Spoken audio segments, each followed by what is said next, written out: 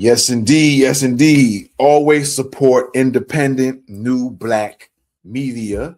And you can do that by subscribing to this channel. All right.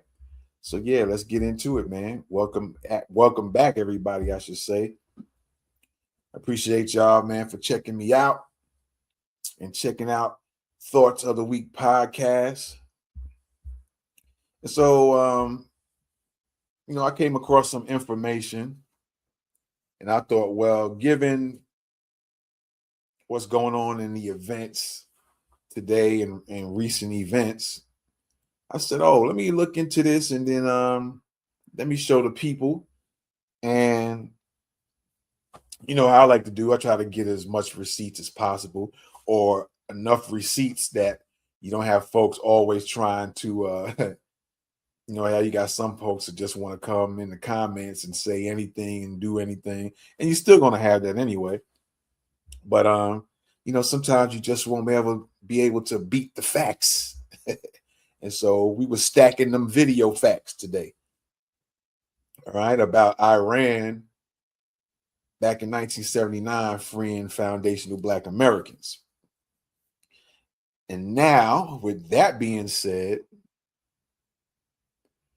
was this a thing that Iran really gave a damn about foundational Black Americans, or was this one of those things where the so-called leadership of Iran just wanted to kind of stick it to the U.S. and slap them with the embarrassment card and letting people know, like, hey, you're over here trying to do X, Y, and Z to us. You need to be taking care of your own people, because you ain't been doing your own people, specifically foundational Black Americans, too well at all.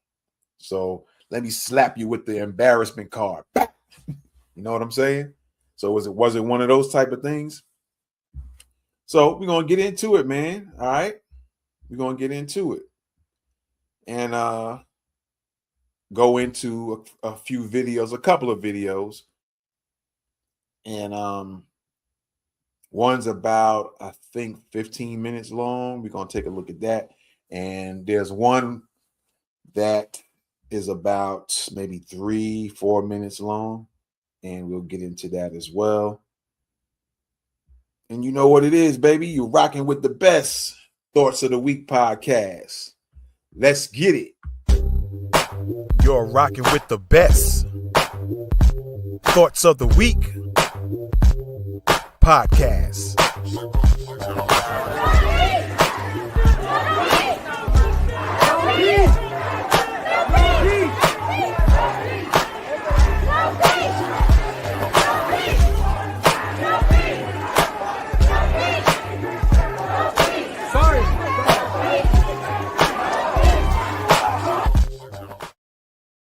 All right, man. So yeah, let's get into it. And check out the first video. We're going to dig into this one real quick. And let's see what they're talking about here. All right. This was back in 1979. I think there was an issue where I think the Ayatollah of Iran had a beef with the Shah of Iran, if I'm not mistaken.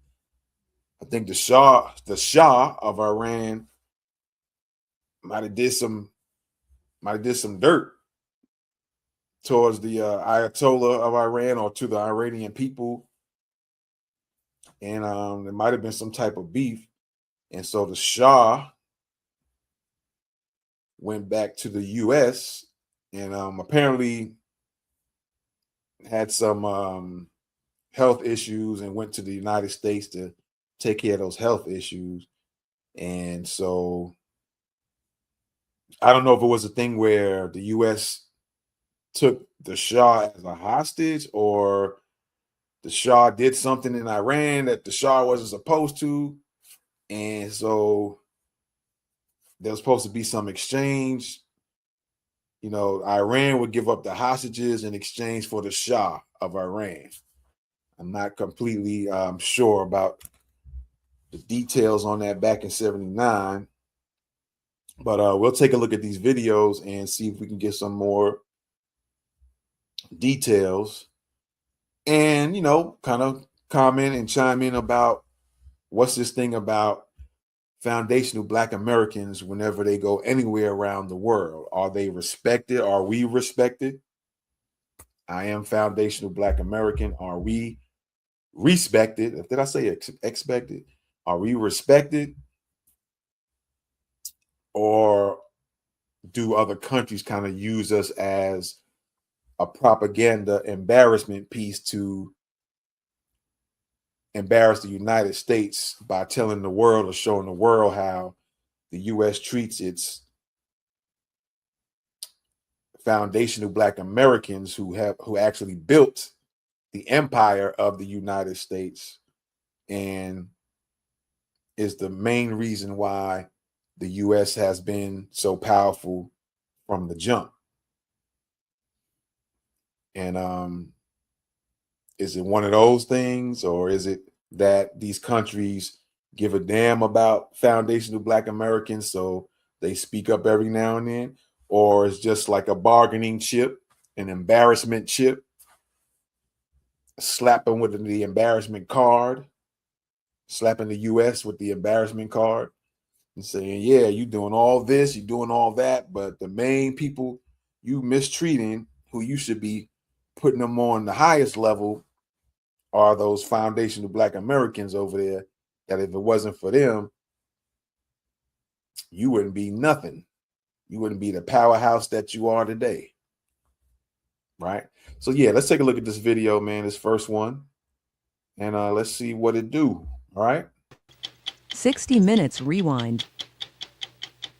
Fair Iran's use. Ayatollah Khomeini today was interviewed by Mike Wallace, the first interview by an American reporter since the ordeal of hostages began.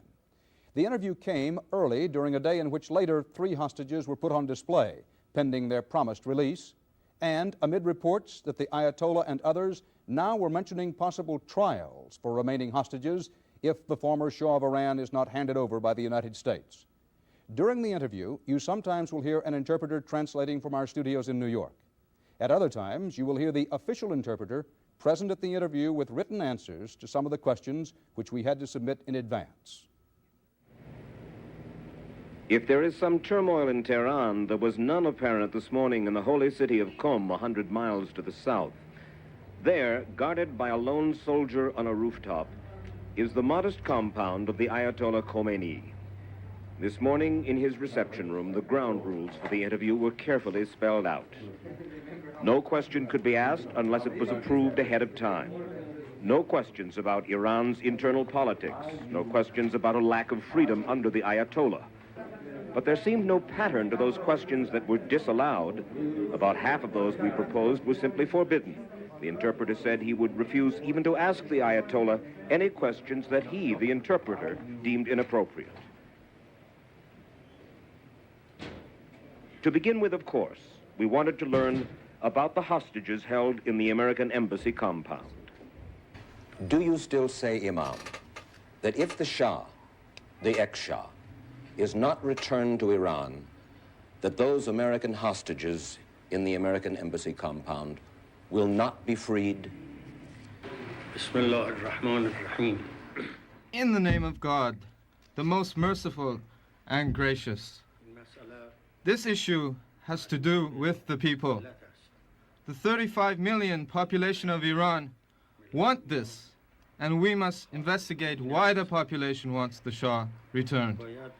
And unless he is returned, the hostages will not be freed. Then, reading from a prepared text, the Ayatollah's official interpreter said, "The Shah has to return and tell us where his money is, and we have to know the extent of his treason against our people." Reasons for the people's insistence. So I was mentioning earlier, you know, what the reason was. I guess according to the Ayatollah Khomeini right there, the Shah of Iran must have did some foul stuff with some money or towards the people. So there you go. All right. So we're going to put that back just a little bit. Just a little bit. All right. And let's listen in some more. Of Iran want this, and we must investigate why the population wants the Shah returned. And unless he is returned, the hostages will not be freed.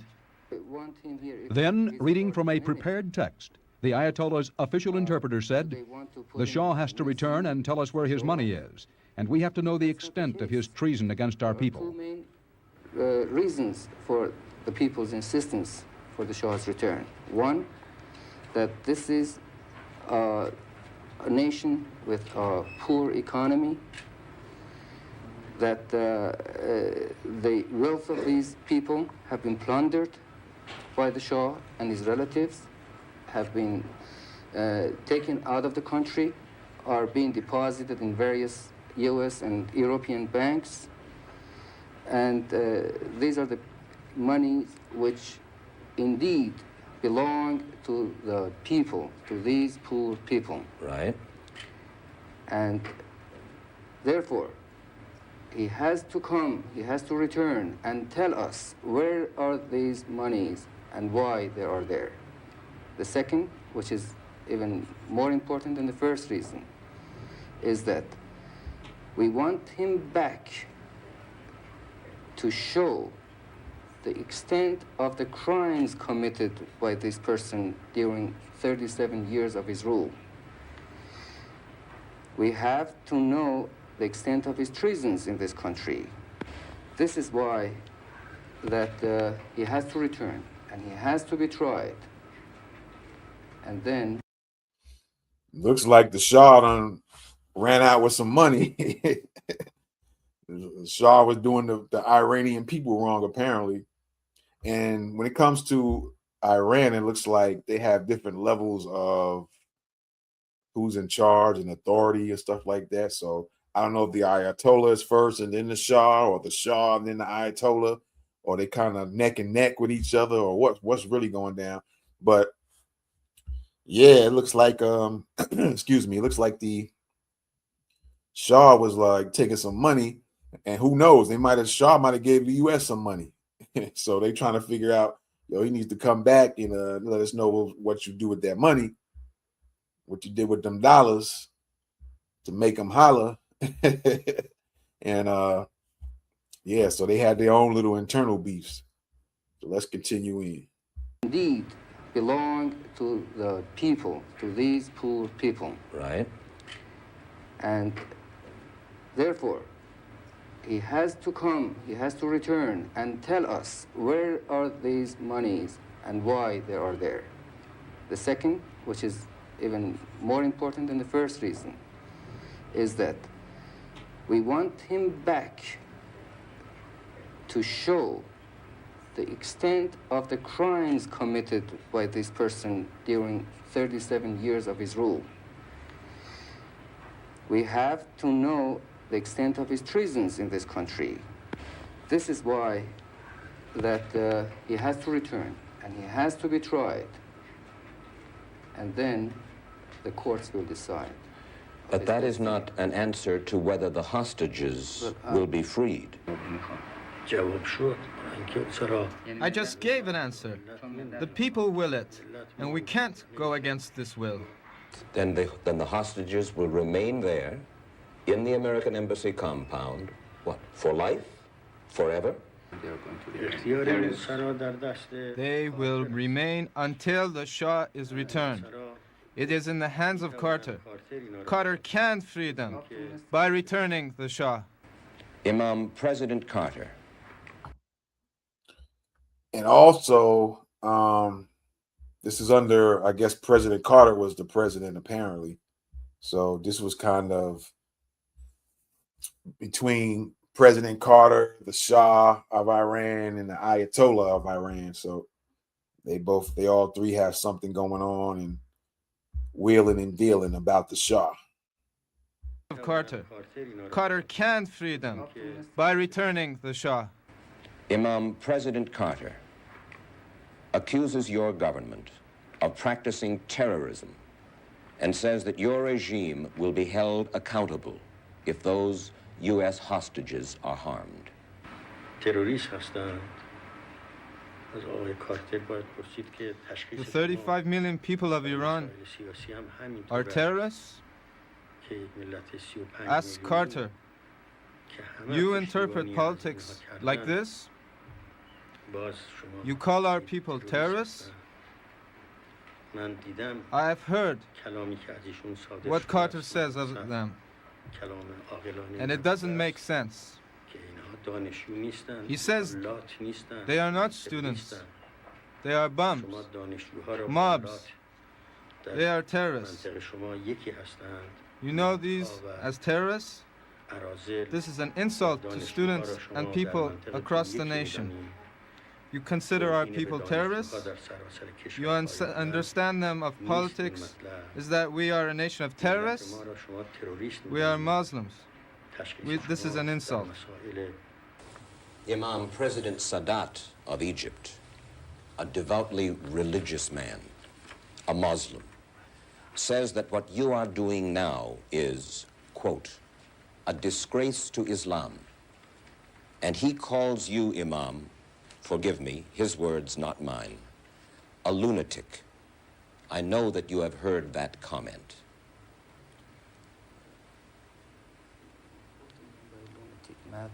That's what I heard President Sadat say on American television.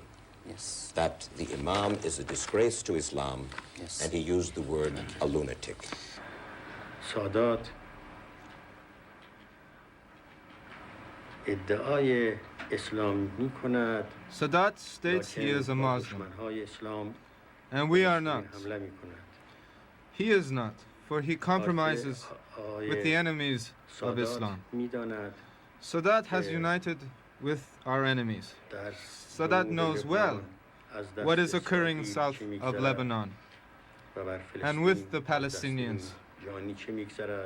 He knows the crimes of Israel. Yet he still considers Begin a friend and himself a Muslim. You must try to evaluate what he is doing, then through Islam. The Egyptian people do not back Sadat. And once again, the official interpreter reading from his prepared text. I demand that Egyptian people try to overthrow him just as we did with the Shah. He calls upon the Egyptian people to overthrow Sadat. He does. The way the Iranian people overthrew the Shah. Exactly. What we hear, Imam, that today, perhaps today, some black hostages and some female hostages will be released from the American embassy compound. Now we're getting somewhere. All right. Let's listen into this one real quick. You're talking about the black foundational black Americans that are hostages, and there are also some women hostages. All right. So yeah, let's get into this one. We hear, Imam, that today, perhaps today, some black hostages and some female hostages will be released from the American embassy compound. Is that true? ما آزادی زنها را و آزادی سیاه‌ها را The freedom of the women and blacks will be given. در اسلام یک احترام ویژه دارند. Women are given great dignity in Islam, and the blacks have been oppressed in the United States. He's breaking it down like the blacks been oppressed in the United States. Yeah, we're going to free the women and the black Americans, the foundational black Americans. He's kind of giving his thing about maybe why that is or the reasons behind freeing them. He said that Islam has respect for women, if I'm not mistaken. Let's go back a little bit. Let's see what he's saying about that. And then he says the black Americans have been mistreated, things of that nature. Will be released from the American embassy compound. Is that true? ما آزادی زنها را و آزادی سیاه‌ها را The freedom of the woman and blacks will be given. Women are given great dignity in Islam, and the blacks have been oppressed in the United States. Great injustice was done unto them. They were under pressure in the United States. Thus they came here. We are doing this owing to the tenets of Islam. In return, we ask nothing for their freedom. We want the Shah. Carter must return him. The world's international law agree with this principle. And some female to overthrow Sadat. He does. The way the Iranian people overthrew the Shah. Exactly.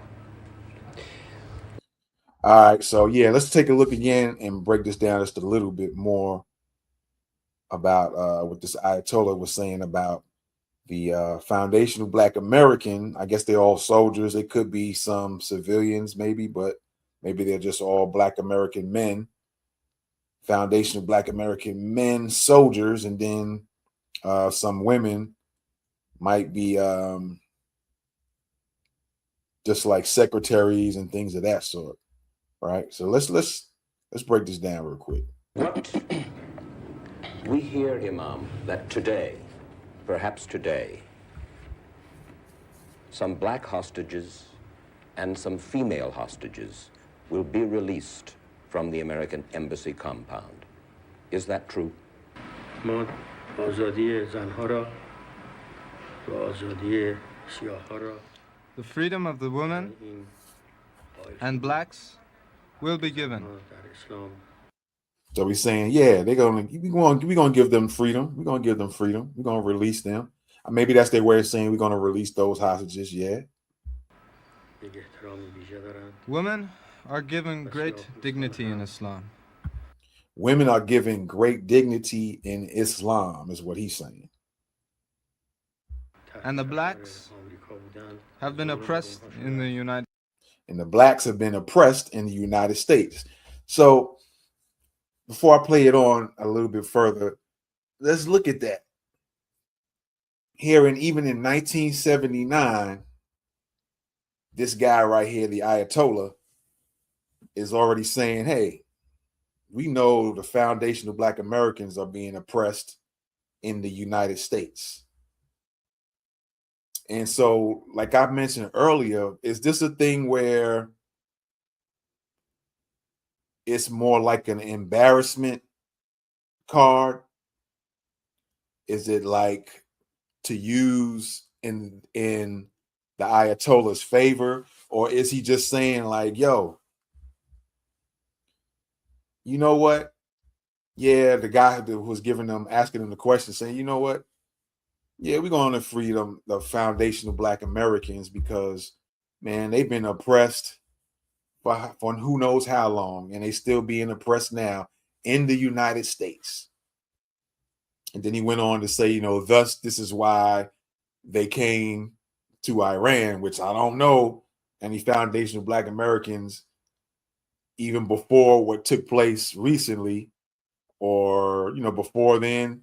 Definitely not now, definitely not after that. But I don't know too many Black Americans, foundational Black Americans was like, yo, we're going to go to Iran because we're going to get treated. We're not going to get treated with oppression. But he's saying, thus, this is why they came to Iran. And I don't know, even back then, I don't know if Iran was a little bit better with the treatment of foundational Black Americans or not. You know, if there was things going on that foundational Black Americans weren't getting treated in a fair way or in a respectful manner in Iran, I don't recall ever hearing anything of the sort. And that might be, like I said, because maybe foundational Black Americans wasn't going to Iran like that. But who knows? Maybe it was pretty cool back then as far as the respect that foundational Black Americans get. But even saying that, was this a thing where he just wanted to smack the U.S. in the face with the embarrassment of, hey, you treat your Black Americans with oppression? And, maybe he was just going on off the strength of that. He's like, man, I'm just going to let them go because they go to oppression all the time. There's no sense in us holding them hostage and mistreating them. They get mistreated in their own damn country. We ain't going to even do that to them. Maybe he might have been on one of them things like that. You know what I'm saying? He might have been on it, been on one like, yo, I'm not going to mistreat them. These other race of people, though, they get all the respect. They get to do what they want to do. They get to mistreat people around the world. Now them, I'm gonna keep these MFs in hostage. But them Black Americans, they do stuff for people. They don't go to other countries and take over their resources. They don't go over and hang people and rape and pillage people. They don't do none of that stuff to folks. And then they get mistreated in their own damn country that they built. Man, I'm not even gonna hold them. There's no sense in holding them. Did he really feel that inside of his heart? Did he feel that way? Or was he thinking on the terms of, I'm gonna make it look like I give a damn about foundational Black Americans' plight in the U.S. and I'm going to embarrass the U.S. all at the same time. So I'm gonna make it look like, I have mad respect for them, and I'm going to embarrass the U.S. Was it one of those things? We may never know, and it looks like that's the direction it's going. We may never know if that's what the Ayatollah was really thinking. Was he on something, on a real one, or was he on some, I'm gonna propagandize this to the hills, right? But nonetheless, this is what he said, and this is what he was planning on doing.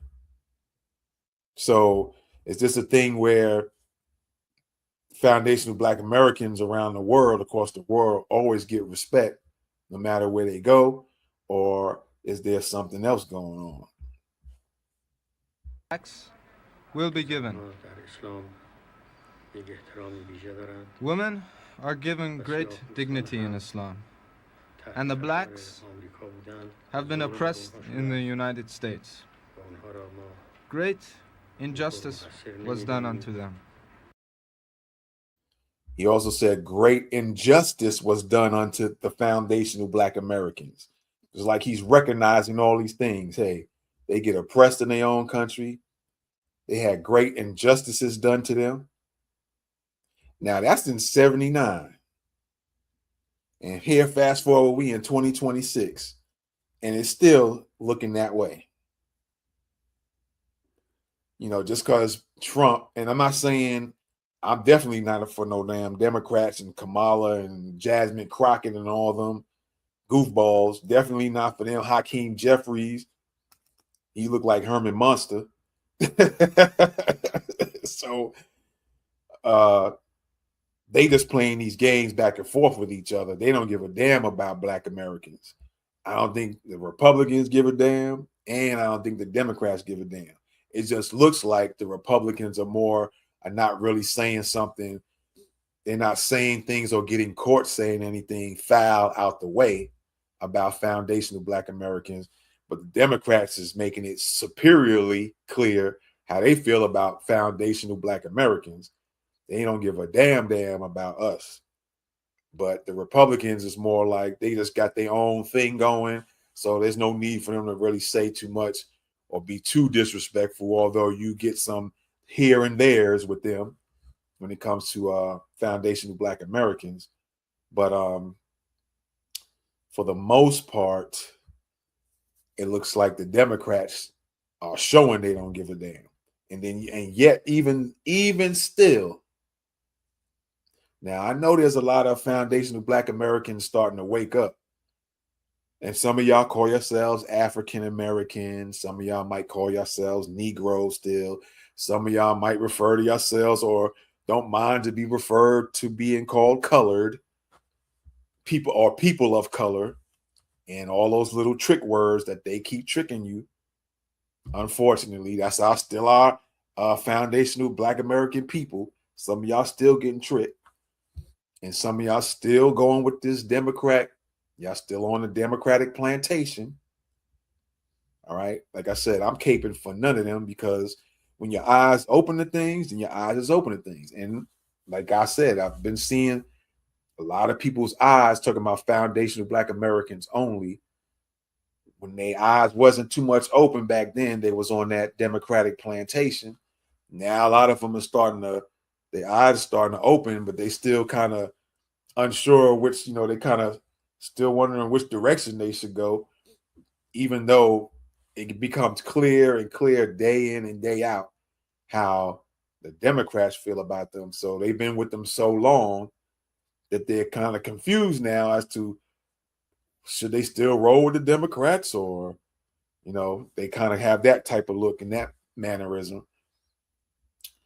And yeah, like I said, the Ayatollah is recognizing, like, hey, they've been oppressed. These foundational Black Americans, they had a lot of injustices done to them.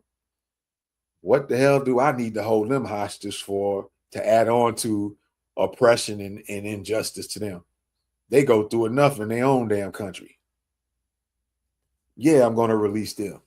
There's no sense in mistreating them. They be mistreated all the time. So maybe he was genuine about that, or maybe he was just using that, like I say Trump does. Maybe the Ayatollah was doing what Trump does, or what I say Trump does.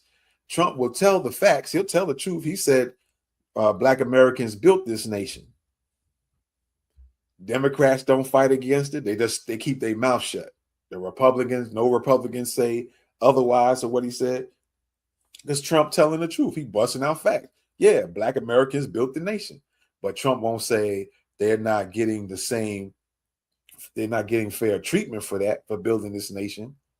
But he'll also, Trump also went and stated about the was it the 13th Amendment? That's all he said, that it was only that amendment was for slaves, not for illegal immigrants or anybody else. That was for the children of slaves. So Trump will acknowledge what the truth is, but he oftentimes won't go into serious details. And I'm saying it's probably done on purpose. All right. He knows what the facts are. He knows that Black Americans built this country. He knows that the reason why the United States is in such powerful position it is was because of all them Black Americans. But he's not going to go into that much detail. But he'll let you know, hey, Black Americans they built this nation. And everybody else act like that. Even some of our own foundational Black Americans close their ears and eyes and act like they ain't hear him say that. Like they don't believe it them damn selves. But yeah, he'll break that down and tell you, yeah, they built this country. I know the history. Everybody know the history. I'm just going to be the one that says it, because the Democrats ain't going to say it, and no other Republicans have ever said it. So I'm going to say it. And that also, when Trump does that, that will also bring some Black people to be like, wait a minute, not understanding that he could be doing that the same way like the Ayatollah might have been doing this, by acknowledging, hey, look, they've been oppressed. They've had a lot of injustices done to them.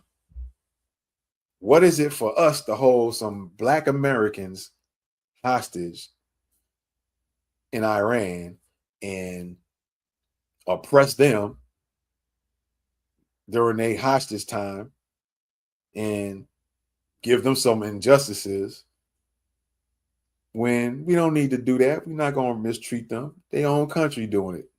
Let them go back. There's no need for us to mistreat them. They've been through enough, right? So let's go back a little bit. And the blacks have been oppressed in the United States. Great injustice was done unto them. They were under pressure in the United States. They were under pressure in the United States, of course. Before, right, well, during slavery, after slavery, even now in 2026, under a lot of pressure. So the stuff he was saying back then, still going on to this day. And I always bring up the FBI reporting as well. The number one ethnic group in the United States that is the most hated are foundational Black Americans. Been like that for over 20, 25 years, maybe even 30 years. FBI's had that list. And each and time, every year, it's foundational Black Americans on top, the most hated, the most hated, the most hated. 1980 something, the most hated. 1981, most hated. 1982, most hated. 1983, most hated. 1990, most hated. 91 through 1991 to 2000, most hated. 2000 to 2015, 2000 to 2015, the most hated. 2015 to 2026, the most hated. Every year. But that's being suppressed. That information, you have to go find it. And when you find it, you need to go show it and tell it. So people can see, like, this is what's going on. And even though we've been the most hated, the most biased against, don't have not one single bill, anti-FBA hate crime bill or law. But you can give the Jews certain laws. You can give the Asians certain laws. You can give Hispanics, if it ain't certain laws, certain benefits, sneaking and threatening benefits for them. Also recently, and maybe we'll talk about this in another video, what just happened in Florida. I think them Latinos that's in government sending emails to each other. That's another video we need to talk about when it comes regarding the Black and the brown coalition that the Democrats keep on fooling some of y'all with, making you believe that these masses of Latinos and us, foundational Black Americans, there's some big coalition that we are just benefiting from, and it's all love with the Latinos, the white-looking, Caucasian-looking Latinos, and the foundational Black Americans. We all just one. A lot of y'all getting fooled with that BS. And every time it shows itself to prove otherwise, and you still continue to believe otherwise, and these things are getting done in your face more and more and more, and you still put a blind eye and a blind ear to what's the truth.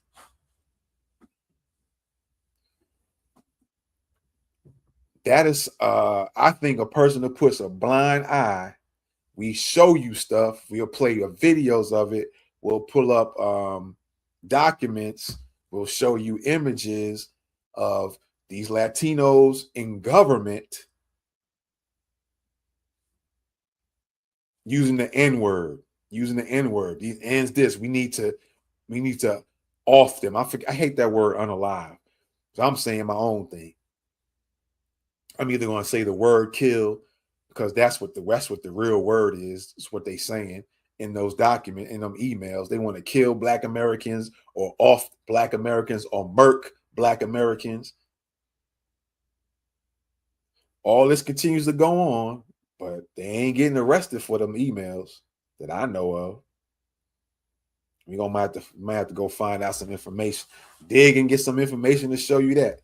But found some of you foundational Black Americans. I'm speaking. I am one, and I'm speaking to some of y'all other ones who still over here playing dumb and playing stupid and playing blind when we show you all this stuff and you continue, it's not to make you hate somebody. You're trying to open your eyes up because you're getting played.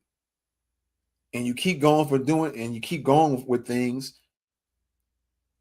But yet you're finding that nothing's being done for your own ethnic group of people. There's nothing wrong with you going on and loving somebody, and it ain't about hating on anybody. Or I'm not saying to go hate this group and hate Africans, because we don't hate nobody, but we're starting to see that you're not going to sit here and mistreat us and disrespect us when we looked out for you for years. For years, looked out for you.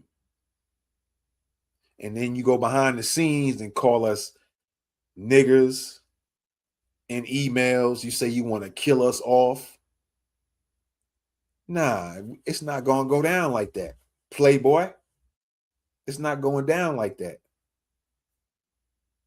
But some of y'all still got to have this soft heart. Let's be nice to everyone. You go on. The next thing, we're going to start shunning a lot of our own, which we do anyway. We call our own people out when they do a bunch of goofy stuff.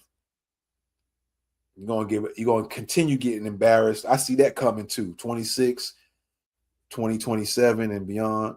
There's going to start being a lot of people getting publicly embarrassed to the point that it's going to be hard for y'all to even show y'all faces in public.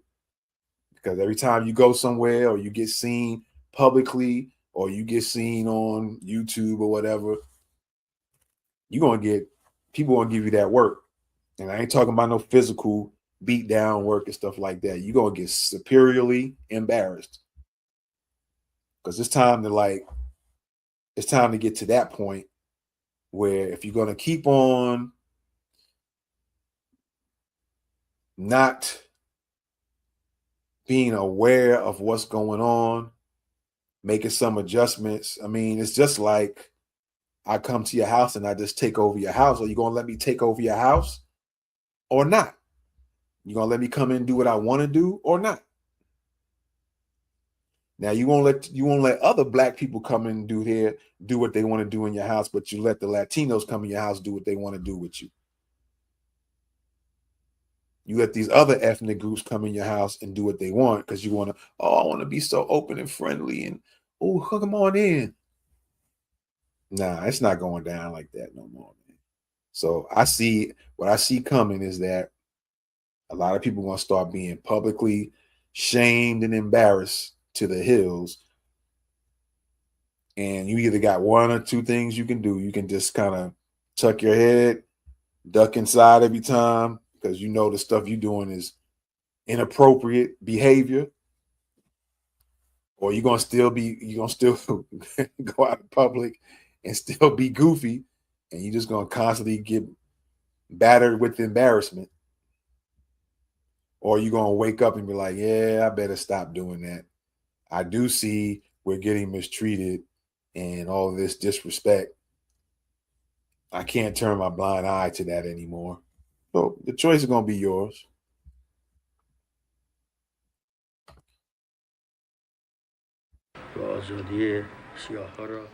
The freedom of the women and blacks will be given. Women are given great dignity in Islam, and the blacks have been oppressed in the United States. Great injustice was done unto them. So again, blacks being oppressed in the United States, great injustices done to foundational black Americans. Ayatollah knows all of that. They were under pressure. They were under a lot of pressure in the United States. All the things he's saying in 1979 still happening now. In the United States. Thus they came here. Now that part, thus they came to Iran. I don't know. Like I said, maybe Iran was pretty cool and respectful to foundational black Americans back then in the 70s. Maybe they had some real love for them. Who knows? For us, I should say. But I don't recall too many of us going to Iran like that because they found out that, hey, there's a lot of love and respect over here. We don't get oppressed and injustices done to us in Iran, I don't know if it went down like that. So that part, Ayatollah, I don't know about all that. We are doing this owing to the tenets of Islam. Now, here's the thing. He's saying he's doing all of this, freeing the Black Foundation of Black Americans and freeing the women under the tenets of Islam. And then that's been a thing as well about what's the real Islam. You know, is Islam like a hateful religion or is it a respectful religion? So he's making it seem as if, you know, under Islam, you can't mistreat no Foundation of Black Americans like that when they've been mistreated. Under Islam, we show a lot of dignity and respect towards women. When some people say Islam isn't like that. So, you know, you hear this is the contrast. He's telling one thing, he's saying one thing. Is he lying? Is he just using it to, you know, play, you know, to trick people with? Or, you know, that's how he's rolling like that? Is he rolling under that particular ruling of Islam that, hey, we're going to be in Islam, we show Foundation of Black Americans respect, or because of them being oppressed, having injustices done to them in Islam, we don't oppress Foundation of Black Americans. We don't give them injustices. We don't mistreat them. We don't do that to women. Is that the Islam of his day, the religion of his time? You know, did the religion get flipped now? Is it still the same or what? You know, and I say that to say, you know, are really the Iranian people of today really feel like that towards Foundation of Black Americans? I say no. Maybe the Ayatollah was, you know, being honest. Maybe it's just him. And that goes back to what I was saying when I was saying the Black and Brown coalition. There is no Black and Brown coalition because Latinos continuously show you how they feel as a giant group. You might have, I've said this before, you might have individual Latino people. You might have a Cuban friend, 1 or 2, 5 maybe. You might have some Puerto Rican friends, maybe. You might have some Brazilian friends. You might have some Argentinian friends. Whatever Latin countries, you might have 1 or 2, 3 or 4 that really will stomp down for you. Or if their relatives don't like Black people, those friends of yours will cuss their relatives out for disrespecting you as their friend. You might have that. You might have Puerto Rican friends who's maybe they have brothers and sisters who don't give a damn about Black Americans, but that one Puerto Rican friend will cuss out his whole entire family for showing disrespect to you. You might have, or we might, some of us might have people like that. But as a whole, the Puerto Ricans, the Cubans, the Argentinians, Jamaicans, you name it, Caribbeans, Africans, as a bigger size population, can care less about you. And that's what we're talking about. We're not talking about the individuals who will actually lose their own family to stand up for you because they really like Black Americans. And then you as a Black American friend, and they don't respect any of their family members trying to talk about you behind your back, or trying to disrespect you in their face. They'll knock out one of their cousins, or they might slap their mom in the face for saying some foul stuff about you. You might have friends like that, but that don't mean all of them feel that way. And this so-called Black and Brown coalition, if we have such this Black and Brown coalition, how have we benefited from that?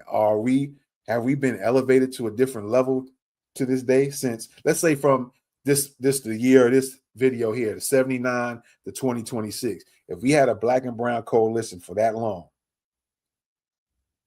are we all getting along and we all moving better financially, economically, things like that, educationally, government-wise, being politically savvy?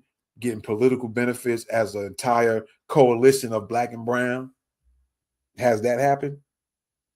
I'll let you answer that.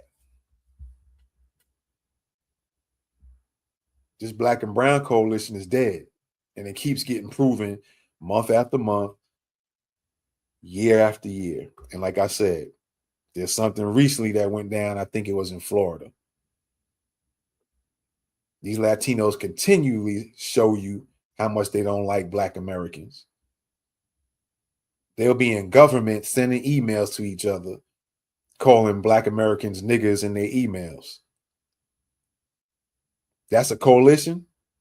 That's black and brown coalition. For you dumbos who believe that, who still think we in a black and brown coalition. And for all the dumbos in the Democratic and Republican, if they saying the same thing too, who wants to try to make you believe that. Dummies. Is that a coalition? When they got to say stuff like that in emails and say how they want to off foundational black Americans in their emails, is that a damn coalition to you? That sound like it's a coalition? Man, you're going to get me saying something that I might maybe shouldn't be saying. In return, we ask nothing for their freedom. And the Ayatollah said, for us releasing and freeing foundational black Americans, we don't even want nothing in return. We're not asking in return for foundational black Americans. We want this. He's just doing it on the strength of, man, they get disrespected constantly. Injustices get done to them all the time. They get oppressed still. We're not going to oppress any foundational black Americans. We releasing them, and we don't want nothing in return. That's just our gift to them. We're not oppressing no foundational black Americans. I don't know if the Ayatollah was doing that as a bargaining chip or to make him and his country appear to be more humane than the United States is being towards foundational black Americans. You know, it could be using it as a propaganda. He could be from his heart feel like that for real. We don't know. We know we get used for a lot of things. Just like the one of the representatives in China a few years ago even called out the United States. I think it was a TikTok video where one of the representatives in China called out the U.S. recently. It's talking about in recent years for its treatment of foundational black Americans. So all these countries and their leaders and they people know. If the low level average folks on the street don't know, all them executives and them people in high levels of government and stuff like that, and all them countries, they know. They know how the U.S. has been showing disrespect towards foundational black Americans. They know. If their average citizens aren't aware of it, even China's president right now, he knows what goes on. Putin knows what's up. The dude from India, the president of India, they all know. They know how black Americans get treated. And I'm sure they all know how other ethnic groups in other countries feel about black Americans, foundational black Americans, whether on a positive or a negative side. They know how the people feel. They know the contributions that we did. They know that we fought in all these wars. They know that we looked out for other countries. They know that our soldiers went to free Jews from them in prison camps. So Jews know that too. Everybody should be indebted to us for all the stuff we do and look out for people and stuff like that. Fight for things in government. But the respect and the love ain't there. So I'm wondering if this was just one of them things that Ayatollah said, you know, I'm going to use to our benefit to make the U.S. look stupid, while at the same time make it look like Iran is for foundation of Black Americans. But you can tell, even to this day, because we got Iranian people in the U.S., we got Palestinian people, we got Israeli people or Jewish people, and just see how you can tell how they look at each other, right? You could tell. We want the Shah. Carter must return him. The world's international law agree with this principle. I ask you, as an American and a human being, talking to an Iranian and another human being, is there no room for compromise? Or is Iran now, in effect, at war with the United States?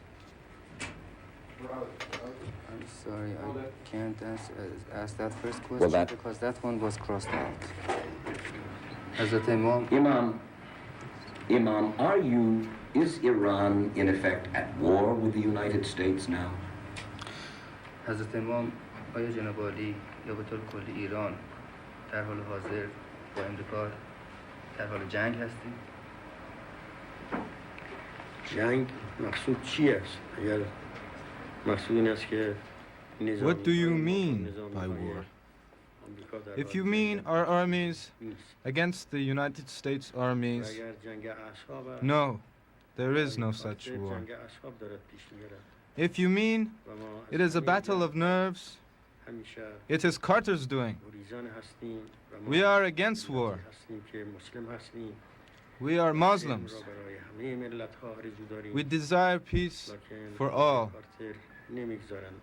Carter does not allow this. Carter should put aside his so-called humanism and return the criminal Shah so that we can conclude this matter. The Shah is a criminal. We all know this. This spy nest you call the U.S. Embassy then can be returned to a place of humanism and diplomacy. So again, like I said, it's looking like back then in that time, there must have been some issues between the Ayatollah, I believe that's the Ayatollah we're looking at, and the Shah. So that was their beef. They got something going on, and because maybe the Shah in the United States are on some partner type stuff. And so he was looking at it like, well, we're going to take the hostages from the embassy. We're going to hold them until y'all return the Shah back so we can get back at the Shah and find out, yo, what you was doing with money, homie. What's up, Shah? What you been doing with the money? And you've been having our people looking a little funny out here without the money. While at the same time, he's like, yeah, we're going to, keep these people hostage in the embassy, but we're going to let the black ones go. We're going to let foundational Black Americans go because they don't be messing with people around the world like that, like y'all be doing. They get oppressed in their own damn country they from. So they get injustices done to them.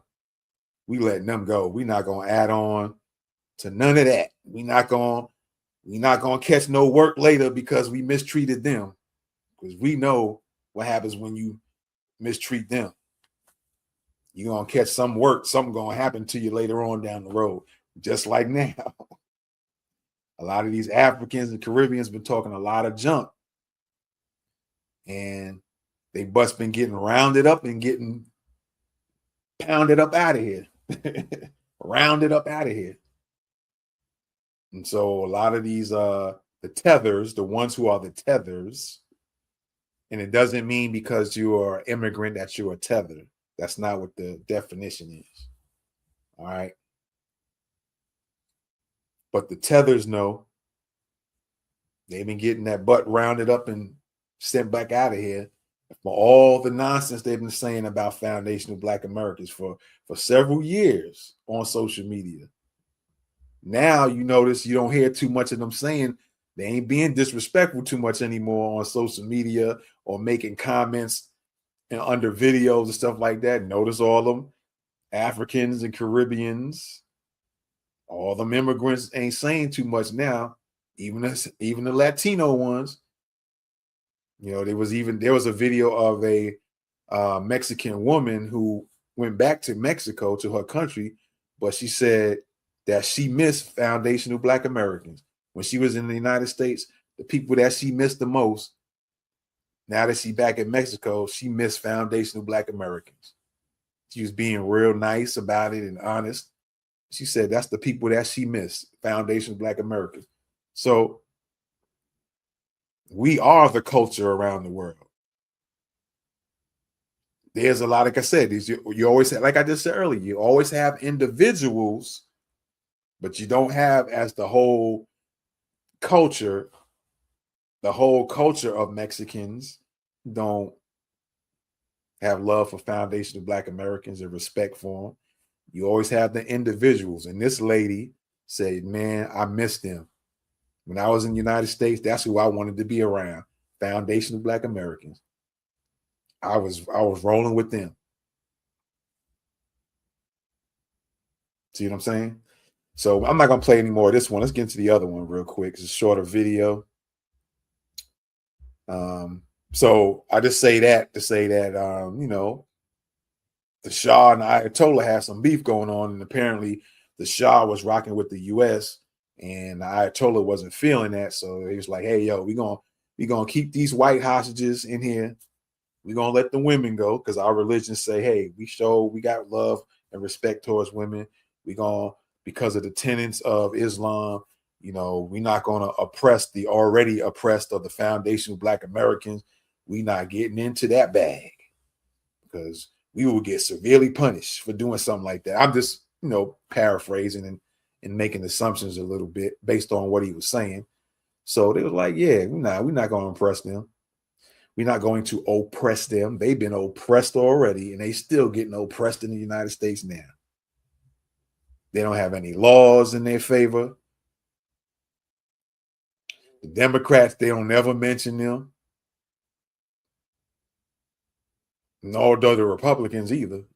But the Republicans ain't saying too many disrespectful stuff. And now some Republicans say anything out the way, I think even when Trump had that video of Barack and Michelle like dressed as monkeys, some of the Black Republicans was kind of making it known like, yeah, we ain't fooling with that. Even though some of them are of Caribbean and some of them are foundational Black Americans in the Republican Party, they like Trump, yo, we not feeling that stuff, bro. I'm gonna rock with you, but you're gonna have to cut that BS out. You're gonna have to get rid of that and other stuff that was going on that Republicans, little things here and there that Republicans do. Some of these Caribbean and some of our foundational Black Americans that are in the Republican Party are starting to kind of check the Republican Party on some of their Black disrespect. Now, that don't mean to embrace because they're doing that, but they kind of they're waking up as well, saying like what we've been telling them all along. Now they kind of got their eyes open like, wait a minute. Nah, we ain't effing with that, Trump. Make them remove that video. And then you got some of the Caribbean ones too that are Republican is like, yeah, that's not really a good look. Even though we don't care too much about foundational Black Americans, we better say something a little bit because we already on the hot seat as it is because we're not going for reparations and stuff like that. But they know we ain't playing. They see we have a lot of power than people think. And like I said, all you got to do is start continuously publicly shunning them. to the point that everywhere they go to this function to speak, they go to that function, they're going to get checked and called out every single time, to the point where they ain't going to be able to go too many places without being embarrassed. If that's what they like, being embarrassed. So let's get into this other video. The world has waited to see the release of 5 women and 8 black men who have been held for 15 days. But in Iran today, that did not happen, as Bob Dyke reports. To begin with, a surprise. There were only 3 hostages, although one of them told newsmen in the embassy compound that more might be released in a day or two. Not all of the captives, just a few of them. Left to right, the 3 were Marine Sergeant Liddell Maples, Kathy Gross, an embassy secretary, and Marine Sergeant William Quarles. Newsmen didn't have an opportunity to follow up any of the hostages' replies. They're very upset and they have no idea what's going on. They can't communicate with each other and they aren't receiving any news while they're in there. Myself, I was tied up the first day and a few days after I was tied up, but I haven't been tied up. Yo, I ain't going front. My man sound like Eddie Murphy. I ain't going to even front on my man right here. My man, Sergeant Liddell, my man sound like Eddie Murphy a little bit. Let's go back. All day, the world has waited to see the release of 5 women and 8 black men who have been held for 15 days. But in Iran today, that did not happen, as Bob Dyke reports. To begin with, a surprise. There were only 3 hostages, although one of them told newsmen in the embassy compound that more might be released in a day or two. Not all of the captives, just a few of them. Left to right, the 3 were Marine Sergeant Liddell Maples, Kathy Gross, an embassy secretary, and Marine Sergeant William Quarles. Newsmen didn't have an opportunity to follow up any of the hostages' replies. They're very upset and they have no idea what's going on. They can't communicate with each other and they aren't receiving any news while they're in there. Myself, I was tied up the first day and a few days after I was tied up, but I haven't been tied up the whole 2 weeks that I've been here. I believe that any country that doesn't want another country to interfere has the right to say so. And if there's anything that I can do about it when I get back to the United States, like I said, all I can do is tell them what I'm seeing right now. Yeah, she got to say that. Otherwise, they'll wrap her behind. They would have wrapped her behind back up in a cell somewhere. So, yeah, she had to say what she had to say to make sure she get up out of there. I believe that if a person don't want another country in their country, they should have the right to. Yeah, you had to say that, Kathy. I understand. Survival. You had to say that. My man said, where's Sergeant Liddell at? Where's Sergeant Liddell at? My man right there. Said, hey, they tied me up for a couple of days, but the rest of the time, the rest of the 2 weeks, they ain't tied me up. They was cool. You know what I'm saying? Sergeant Liddell Maples, Kathy Gross, an embassy secretary, and Marine Sergeant William Quarles. Newsmen didn't have an opportunity to follow up any of the hostages' replies. They're very upset and they have no idea what's going on. They can't communicate with each other and they aren't receiving any news while they're in there. Myself, I was tied up the first day and a few days after I was tied up, but I haven't been tied up the whole 2 weeks that I've been here. I believe that any country that doesn't want another country to interfere has the right to say so. And if there's anything that I can do about it when I get back to the United States, like I said, all I can do is tell them what I'm seeing right now. Yeah, once you get in the United States, well, I'm sure once you got back, you wasn't saying nothing. You just kind of, like you said, you can only tell what you've seen and that's it. But while you was out there, I guess you was still in Iran with them interviews, you had the potential of for them wrapping your behind back up. You like, yeah, I think they ought to have. They don't want nobody in their country. They should have the right to. Once I get back, I'm just going to I'm gonna fight for that. Yeah, once you got back, you ain't said a damn thing about that. You was glad to be back with your family. They seem to bear no grudges. I feel good about it.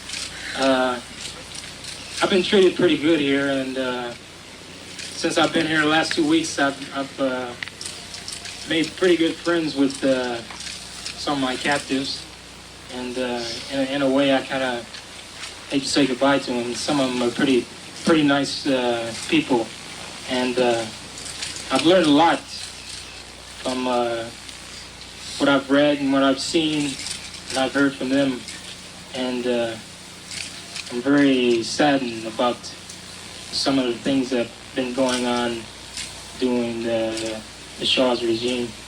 2 weeks after the seizure, there is only one man who can order the hostages' release. This afternoon, in the holy city of Qum, we talked with the Ayatollah Khomeini. Will you release the hostages? When will you release the hostages? Will you release the hostages, and when will you release them? These days, international regulations indicates that the spies be in the place of the diplomats, in the name of diplomats, in the name of Kardar and the rest, the council. It is not the case.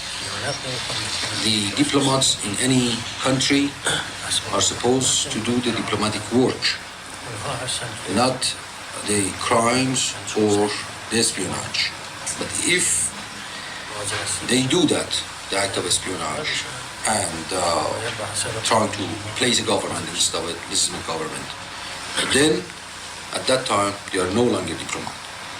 And this is what our people have done: take a certain number of spies, and they should be, according to our laws, tried and punished.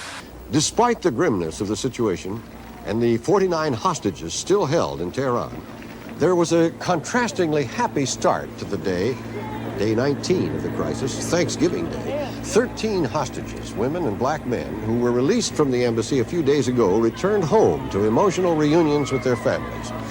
There was an attempt to keep their homecoming ceremonies low-key out of regard for the safety of the 49 co-workers who remain in the hands of the Iranian mob.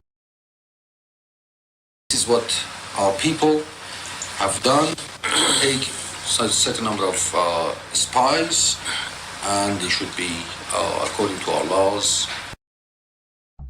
I just wanted to rewind it back a little bit so I can kind of expand the screen some, showing the hostages return. Tried and punished. Despite the grimness of the situation and the 49 hostages still held in Tehran, there was a contrastingly happy start to the day 19 of the crisis, Thanksgiving Day. 13 hostages, women and black men, who were released from the embassy a few days ago, returned home to emotional reunions with their families. There was an attempt to keep their homecoming ceremonies low-key out of regard for the safety of the 49 co-workers who remain in the hands of the Iranian mobs and the Ayatollah Khomeini. And today, the Ayatollah himself voiced a threat already made by his followers. If the Americans attempt a military rescue of the hostages, said the Ayatollah, the hostages would be killed. If we see their parachutists coming, we shall kill all of them. There it is. All right. There it is. All right. So, yeah, you know, Iran did what it did back in 79. Back in 79, that how ODB said. Excuse me. But yeah, so was there back then, is there now a respect or unspoken respect for foundational Black Americans throughout the globe, along with a lot of hate because maybe we're respected a lot quietly, that others know that, and because of that they got a lot of hate because they don't get the same type of respect? Or is there a lot of disrespect towards foundational Black Americans worldwide because a certain swag, if you will, or because a lot of people do like us. Like I said, that lady, that one Hispanic lady who was in Mexico, and you know, she went back to her hometown in Mexico, but said, man, when she was here, she said while she's back home, she misses foundational Black Americans. That's who she wanted to be around. That's who she was with when she was in the US. Hey, I'm rocking with them. They the peoples right there. So is there a lot of hate because of that? All right. But Iran, the Ayatollah Khomeini did his thing. He's like, yo, because of Islam, I'm not oppressing no foundational Black Americans, especially when they get oppressed in their own damn country. Or was it a thing where, like I said earlier, was it a thing where he just like, I'm gonna use this as a bargaining chip or an embarrassment card to embarrass the US and say, hey, look, we gonna show them love because y'all don't show them love. And it makes the US look dumb. Right? Was it one of those things, or did he genuinely have that type of mindset, at least for foundational Black Americans? Maybe he had it for nobody else regarding the United States, but did he have that for foundational Black Americans? And incidentally, although talking about Jesse Jackson now, I think he has something to do with getting those other hostages released in Iran. So maybe there was a thing that, you know, they have more respect for foundational Black Americans, and Jesse Jackson was working out those deals. It seemed like he did that with a lot of different hostages. If you want to say something good about him, because we all know he has that shadow over his head when it comes to Martin Luther King. So Jesse Jackson got a little bit of good and bad over his head. But when it came to them hostages, when the United States couldn't send nobody out there to work out and negotiate deals, they sent the Black man in, and Iran was like, we'll F with the Black man and we'll work out some deals with him, but nothing. The rest of y'all, white folks and anybody else, we not effing with y'all. Well, we'll fool with the Black Americans. We'll work something out with them. We'll see what we can do with them. So I say Jesse Jackson has some good and bad on his head, over his shoulders. All right. I didn't particularly care about, I didn't like the fact that you know, there was a lot of information about him doing Martin Luther King Jr. wrong. And he ain't the only one. There's another one that's dead, Reverend Billy Kyles. He's deceased as well. And he slipped and said that he had moved out the way so they can have a clear shot. That's what Reverend Billy Kyles said. When Dick Gregory said sometimes God will make you lose your mind and slip and say some things sometimes. So was that a God intervention that made Billy Kyle tell on himself? The Reverend Billy Kyle, did he tell on himself? For any of you people that related to Reverend Billy Kyle that are alive now and maybe listening to this, you know, some of y'all folks is dirty as a mofo. And so did God make Billy Kyles get on NBC and say what he said, made his tongue slip, and made him say that Billy Kyle said I moved out the way so they could have a clear shot, and the shots rang out. For all y'all who remember that video, did God intervene and make Billy Kyle tell on himself? So when it came to them hostages, they was like, yeah, we'll fool with the Black American over here, Jesse Jackson, and work something out. But we ain't fooling with none of the rest of y'all. So maybe there's a thing with countries and foundational Black Americans, you know? Maybe there's a thing.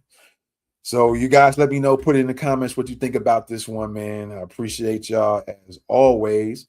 Be sure to hit that notification bell so you can constantly be notified when we're going to come on live. Feel free to participate live, man. Don't be shy. Don't be afraid, even if you think I'm going to say something to you, because I might. Or I might just go on and put your comment on the screen and say nothing. Or comment in the chat or whatever. All right. But again, I appreciate y'all. Support independent new black media by subscribing to this channel. Hit the notification bell. And yeah, we'll see you on the next one. All right. With that being said, you're rocking with the best Thoughts of the Week podcast. Ghosts.